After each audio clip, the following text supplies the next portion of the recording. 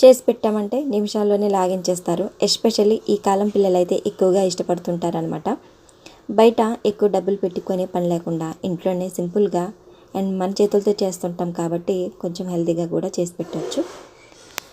ఇది లంచ్ బాక్స్లోకి కానీ లేదా ఈవినింగ్ స్నాక్స్లో కూడా ప్రిఫర్ చేయొచ్చు. మిక్సింగ్ బౌల్లో ఒక 3-4 వెల్లుల్లిపాయని సన్నగా కట్ చేసుకొని యాడ్ చేసుకోవాలి. 1 స్పూన్ బటర్, చిల్లీ ఫ్లేక్స్, ఆరగానో, కొంచెం కరివేపాకు, కొత్తిమీర కూడా యాడ్ చేసుకొని ఈ విధంగా మిక్స్ చేసుకోవాలన్నమాట. ఇక్కడైతే నేను మిల్క్ బ్రెడ్ తీసుకున్నాను. పెద్ద సైజు ఉంటుంది కదా, ఒక స్లైడ్స్ తీసుకొని ఒకవైపునే మొత్తాన్ని ఇలాగా ఈ మిక్చర్ని మొత్తాన్ని అప్లై చేసుకోవాలన్నమాట.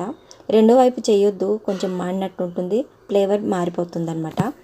ఇలా ఒక సైడ్ నుంచి అప్లై చేసేసి ఏదన్నా ఒక ప్యాన్లో కొంచెం బటర్ని ఇలా గ్రీజ్ చేసుకోండి.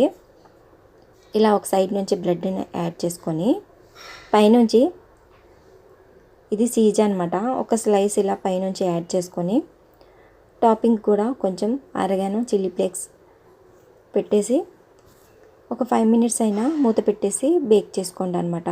ఇది లో ఫ్లేమ్లోనే చేసుకోవాలి, లేదంటే మళ్ళీ బ్రెడ్ కింద వైపు మాడిపోయినట్టు ఉంటుందన్నమాట. సో ఒక 5 మినిట్స్ తర్వాత చూస్తే మనకి చీజ్ మొత్తం మెల్ట్ అయిపోయి చాలా బాగా కింద క్రిస్పీగా అయిపోయి ఉంటుందన్నమాట.